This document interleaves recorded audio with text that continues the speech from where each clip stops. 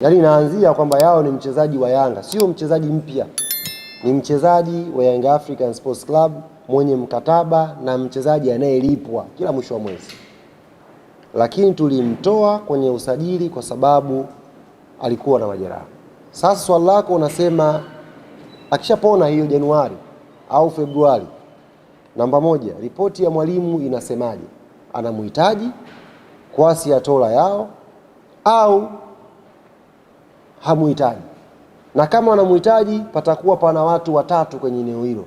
Atakuwepo Yao, atakuwepo Izra, atakuwepo na Kibwana. Je, mwalimu anaona kuna ulazima wa kuongeza mtu wa watatu au atapunguza mtu? Jambo la kwanza, Kwasi Atola Yao, tunachosubiri sasa hivi ni ripoti kutoka kwa fitness coach. Mchezaji ambaye ametoka kwenye injury ni ngumu mno kumkadiria kwamba akishapona atarudi. Hakuna doubt kuhusu quality ya Yao, hamna mwenye doubt hiyo, sio mimi, sio wewe, sio mtu mwingine yoyote.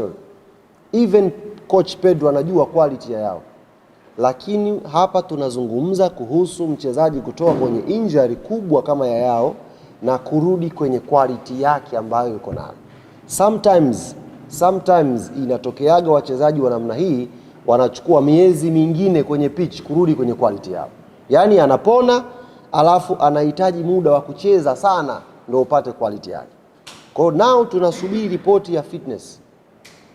Ikituambia kwamba mchezaji huyu ameshakamilika 100%, mwalimu atakuwa na namna yake ya kumchunguza Yao tactically sasa, kuangalia level yake imefika wapi. Alafu yeye atogea sisi recommendation yake.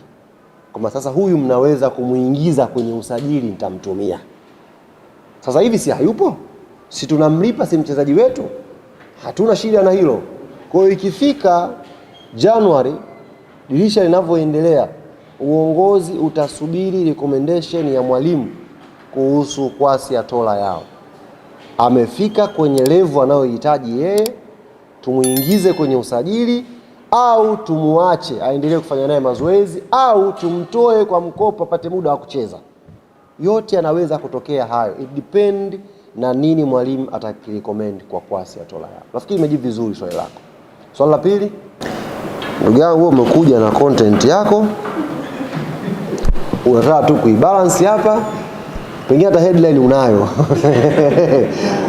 Uko na tatu source ya Yanga ije ibalance, basi jambo liende. Kama umenisikia vizuri, ratiba yangu nilitoa hapa ni ya mwezi Disemba kama mmenukuu vizuri, nilitoa program ya team kipindi hiki cha Disemba. Januari sijagusa chochote. Nilikwambia Disemba programu yetu ile. Lakini nitakuwa muongo kama sitagusia hilo swala la usajili. Dirisha dogo litafunguliwa. Funguliwa mwezi wa kwanza tarehe 15 nafikiri Yes. Na of course mashabiki wetu, wanachama wetu wamekuwa wakiuliza sana kuhusu dirisha dogo la usajili. Unajua tofauti ya Yanga na timu nyingine za Tanzania, na hii liko very serious, sifikiri kama natania hapa. Tofauti ya Yanga, mashabiki wao na mashabiki wa timu nyingine, mashabiki wa Yanga wanajua mpira sana, sio kidogo.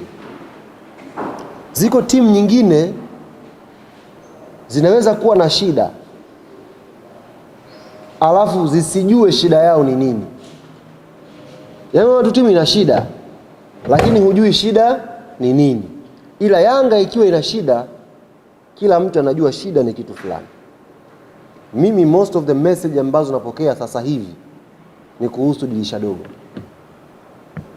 Idadi ya message hivi, nilikuwa naingia kwenye press hapa kwenye gari, nimefika tu hapo mtu kanipigia, sasa bwana sikiliza, kuna mchezaji nimemuona anaweza. Nikaambia shekhe, anamuona kocha au wewe? Wewe mwambie tu mapendekezo yangu hayo. Mwamba akanipa kadi namba yake ya kadi ya wanachama. Kaambia sawa, hii timu ya wananchi sawa, napokea maoni yako, nitayafikisha. Lakini kimuundo Yanga inafanyia kazi ripoti ya benchi la ufundi. Hizi message, mijadala ya wanachama inaonyesha ni kwa kiasi gani wanahamu timu yao iendelee kwenda juu.